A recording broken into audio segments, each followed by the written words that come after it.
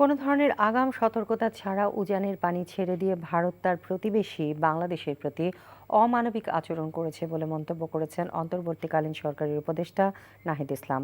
অন্তর্বর্তীকালীন সরকারের উপদেষ্টা মণ্ডলীর বৈঠক শেষে সাংবাদিকদের কাছে তিনি এমন মন্তব্য করেন। কোনো প্রতিবাদ কর্মসূচির জন্য যেন জনদুর্ভোগ না হয় এ বিষয়ে স্বরাষ্ট্র উপদেষ্টাকে দায়িত্ব দেওয়ার সিদ্ধান্ত হয় বৈঠকে। নজরানা চৌধুরীর রিপোর্ট।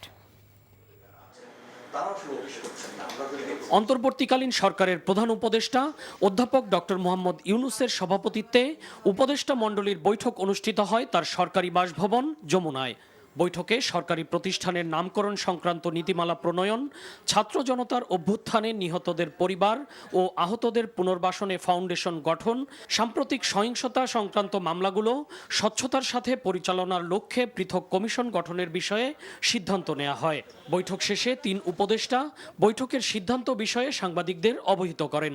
বিভিন্ন মানুষ বিভিন্ন বিষয় নিয়ে প্রতিবাদ করছেন, সেই প্রতিবাদ তারা করতেই পারেন, কিন্তু ওই প্রতিবাদের কারণে যাতে জনজীবনে কোনো বাড়তি অসুবিধার সৃষ্টি না হয় সেটা নিশ্চিত করার জন্য এই প্রতিবাদের সাথে সরকারের কি করে একটা সম্পর্ক করে ফেলা যায়, প্রতিবাদটা কোথায় হলে কেমন করে হলে ভালো হয়, অনির্দিষ্টকালের জন্য না করে কিভাবে করে যারা প্রতিবাদ করছেন কোনো একটা বিষয়ে তাদের মুখপাত্রের সাথে সরকারের মুখপাত্র বসে পড়তে পারেন এবং এটার একটা সমাধানে যেতে পারে, সেটারও একটা উপায় বের করা হবে। এই স্বরাষ্ট্র মন্ত্রণালয় যে মিটিংটা করবেন কয়েকজন উপদেষ্টা এবং অন্যান্য বিশেষজ্ঞদেরকে নিয়ে, সেটার মাধ্যমে।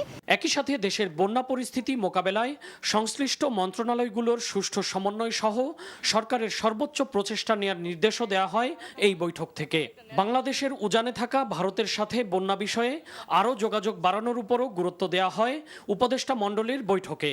কোনো ধরনের আগাম সতর্কতা এবং প্রস্তুতি নেবার সুযোগ না দিয়েই এই যে বাঁধ খুলে দেওয়া হয়েছে, এটির মাধ্যমে ভারত অমানবিকতার পরিচয় দিয়েছে এবং বাংলাদেশের সাথে অসহযোগিতা করছে। দ্রুত সময়ের মধ্যে ভারত বাংলাদেশের জনগণ বিরোধী এ ধরনের নীতি থেকে সরে আসবে। বাংলাদেশের মানুষ এই বিষয়টি নিয়ে, শিক্ষার্থী এবং জনগণ ভারতের এই নীতি নিয়ে কিন্তু ক্ষুব্ধ।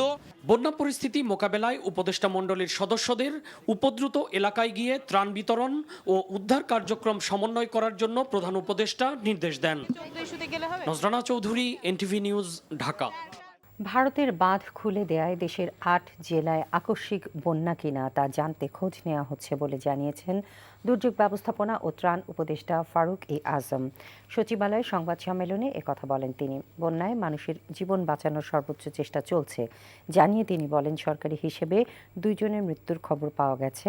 রিপোর্ট করছেন রকনউদ্দিন। হঠাৎ বন্যায় ভাসছে দেশের ৮ জেলা। সরকারি হিসেবে পানিবন্দী হয়ে পড়েছে 4,40,840টি পরিবার, আর ক্ষতিগ্রস্ত মানুষের সংখ্যাও 29 লাখ ছাড়িয়েছে। বৃহস্পতিবার দুপুরে দুর্যোগ মন্ত্রণালয়ে আয়োজিত সংবাদ সম্মেলনে এখন পর্যন্ত ক্ষয়ক্ষতির হিসেব তুলে ধরা হয়। জানানো হয়, বন্যার্তদের সহায়তায় 1,534টি আশ্রয় কেন্দ্র খোলা হয়েছে এবং সেখানে 75,000-এরও বেশি মানুষ আশ্রয় নিয়েছেন। মোট বরাদ্দের পরিমাণ হচ্ছে 1,82,00,000 টাকা। ক্যাশ টাকায় পর্যাপ্ত পরিমাণ চাল এবং শুকনো এবং অন্যান্য খাবারের বরাদ্দ দেওয়া হয়েছে। সব জেলাতেই নিয়মিতভাবে পর্যাপ্ত ত্রাণ সামগ্রী দেওয়া আছে। বন্যার পূর্বাভাস না থাকায় সংকট বেড়েছে জানিয়ে দুর্যোগ ও ত্রাণ উপদেষ্টা বলেন, পানি নামলেই শুরু হবে পুনর্বাসন কাজ।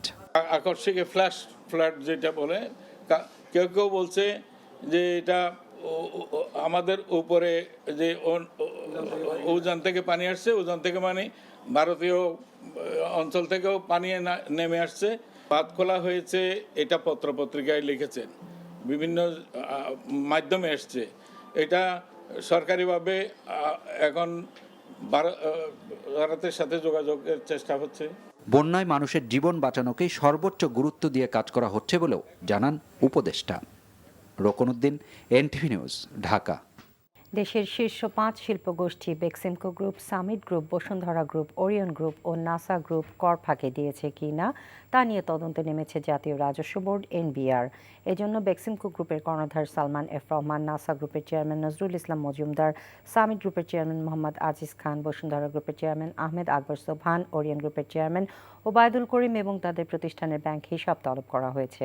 সংশ্লিষ্টদের ব্যাংক হিসাবের তথ্য চেয়ে বিভিন্ন ব্যাংক, আর্থিক প্রতিষ্ঠান, সিকিউরিটিজ অ্যান্ড এক্সচেঞ্জ কমিশন, সঞ্চয় অধিদপ্তর সহ সংশ্লিষ্ট বিভিন্ন দপ্তরে চিঠি দেওয়া হয়েছে বলে এনবিআর সূত্রে জানা গেছে।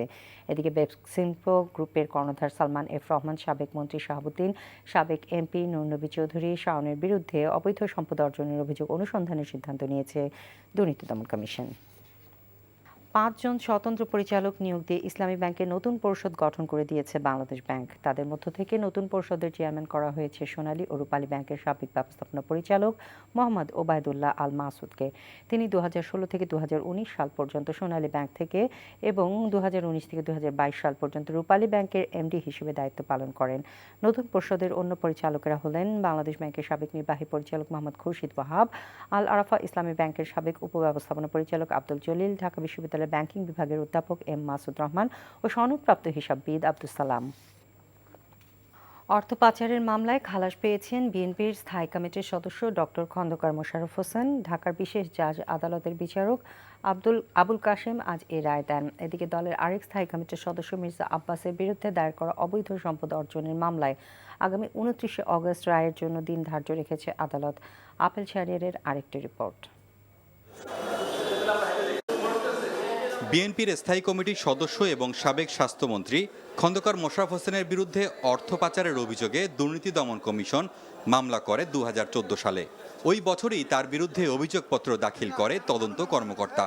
পরের বছর 28 অক্টোবর মোশাররফ হোসেনের বিরুদ্ধে অভিযোগ গঠন করে বিচার শুরু হয়। 9 জন সাক্ষী আদালতে সাক্ষ্যও দেন। দীর্ঘ শুনানিতে মামলার অভিযোগ প্রমাণ করতে পারেনি দুদক। বৃহস্পতিবার সেই মামলার শুনানি শেষে মোশাররফ হোসেনকে খালাস দিয়ে রায় দেয় আদালত।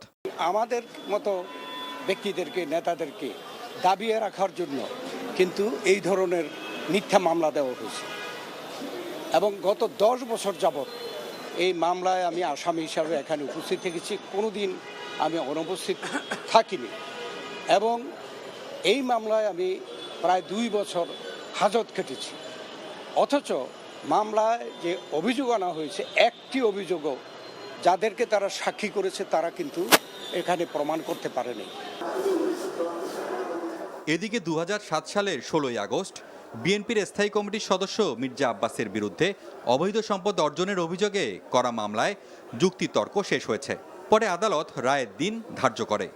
তাদের যে কেস মিথ্যা ছিল, তাদের যে তথ্য প্রমাণ মিথ্যা ছিল, তাদের অভিযোগ যে মিথ্যা ছিল সেটি আমরা সুস্পষ্টভাবে প্রমাণ করেছি এবং সেটি আমরা আজকে মাননীয় আদালতে আমরা যুক্তিতর্কের মধ্য দিয়ে তাকে আমরা আমাদের অবস্থানটা আমরা পরিষ্কার করেছি। আমরা বিশ্বাস করি যে মাননীয় আদালত আগামী 29/8/2024 উনি রায়ের জন্য দিন ধার্য করেছেন এবং সেই রায়ে আমরা এই আদালত থেকে সুবিচার পাব। আদালতে মির্জা আব্বাসের সঙ্গে তার স্ত্রী, মহিলা দলের সভানেত্রী আফরোজা আব্বাস উপস্থিত ছিলেন। Appeal Shahriar, NTV news, Dhaka. Cricket বোর্ডের নতুন সভাপতি ফারুক আহমেদ তৃণমূল থেকে ক্রিকেটার তুলে আনতে বড় ভূমিকা রাখবেন বলে মনে করেন সাবেক অধিনায়ক খালেদ মাসুদ পাইলট। অন্যদিকে দীর্ঘদিন নির্বাচক হিসেবে বোর্ডের সঙ্গে কাজ করায় ভেতর ও বাইরের সবকিছু জানেন ফারুক, তাই বাড়তি সুবিধা পাবেন বলে মন্তব্য করেছেন আরেক সাবেক অধিনায়ক হাবিবুল বাশার সুমন। রিপোর্ট কুশল ইয়াসিরের। দেশের ইতিহাসের প্রথম ক্রিকেটার হিসেবে সভাপতি পদে আসা ফারুক আহমেদের উপর প্রত্যাশার চাপ বেশি। তার মতো একজন বিসিবি প্রধান হওয়াটা আরেক সাবেক অধিনায়ক খালেদ মাসুদ পাইলটকে গর্বিত করে তুলেছে। তবে হুট করেই বড় পরিবর্তন সম্ভব নয় সেটা জানা আছে তার। নতুন সভাপতিকে তৃণমূল থেকে মেধা তুলে আনার আহ্বান জানিয়েছেন পাইলট। হাজার হাজার ছেলে, লাখ লাখ ছেলে বিভিন্ন জেলা পর্যায়ে খেলছে, উপজেলা পর্যায়ে খেলছে, তারা স্বপ্নও দেখছে, কিন্তু স্বপ্নগুলো হয়তো দেখা গেল যে ভেঙে যাচ্ছে। প্রসেসিং করে একটা প্লেয়ার তৈরি হয়, কিন্তু একটা এভারেজ প্লেয়ার হয়, কিন্তু যারা গড গিফটেড প্লেয়ার কোথায় জন্মিয়েছে বলা খুব কঠিন। ফারুক ভাইয়ের মাধ্যমে এখন যেহেতু উনি নতুন প্রেসিডেন্ট এবং উনি খেলার নার্ভ জানেন, সবচেয়ে বড় কথা। আমি শিওর যে উনি ওনার মেধা দিয়ে কাকে কোথায় কোন জায়গায় লাগানো উচিত সেটা সুন্দর ইমপ্লিমেন্ট করা এবং সময় নিয়ে না, যত তাড়াতাড়ি পারা যায় যে এই জায়গাগুলো ক্লিন করে দেওয়া। ফারুক আহমেদ নেতৃত্বাধীন নির্বাচক প্যানেলের সদস্য ছিলেন হাবিবুল বাশার সুমন। এবার ফারুকের অধীনেই বিসিবির নারী বিভাগ সামলাবেন তিনি। ফারুক ভাইয়ের সাথে আমি কাজ করেছি, তো ফারুক সেই নামটা চলে আসে আর কি। উনি ক্রিকেটটা খেলেছেন, উনি নির্বাচক হিসেবে কাজ করেছেন, বোর্ডের সাথেও কাজ করেছেন, পরেও আসলে অনেক কিছু অবজার্ভ করেছেন, তো উনি ভিতরে এবং বাইরে সব কিছু জানেন। আমরা যদি তাকে একটু সময় দিই, আমরা সবাই যদি তাকে সহযোগিতা করি, অনেক কিছুই হয়তো ঠিক মতো হয়ে যাবে সব কিছু। নতুন বোর্ড প্রধানের হাত ধরে ভালো কিছুর আশাই করছেন সাবেক অধিনায়করা। কুশল ইয়াসির, এনটিভি নিউজ, ঢাকা। এই ছিল সন্ধ্যার খবরে। এই খবরের ভিডিও সহ আপডেট জানতে ভিজিট করুন এনটিভি অনলাইন www.ntvbd.com। এছাড়াও এনটিভির জনপ্রিয় সব অনুষ্ঠান ও খবরের আপডেট জানতে ভিজিট করুন আমাদের ইউটিউব ও ভেরিফাইড ফেসবুক পেজে। রাত 10:30টায় রাতের খবর দেখার আমন্ত্রণ রইল। ধন্যবাদ সবাইকে।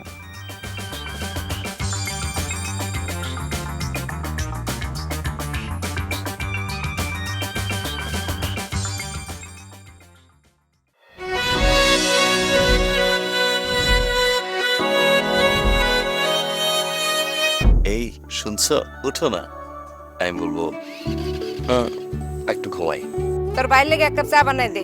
ভাইয়া, চাই কি চিনি বেশি দিব নাকি কম? 2 চামচ লবণ দিয়ে দে। চোখে চেয়ে হাত ছুঁয়ে আছে সাজানো পথ চলা কথা বলা যেন শেষ না। আমি যে বিয়ে করছি, আমার যে বউটা নিয়ে একটু ঘোরা উচিত, কারো মাথায় আছে? যে থাকি পথে আসলে তুমি বুঝি রাঙা রথে বিভোর হয়ে থাকি প্রতিটি ক্ষণ। ডাক্তারের কাছে যাবো স্যার। আমার একটু নিয়ে চলেন না।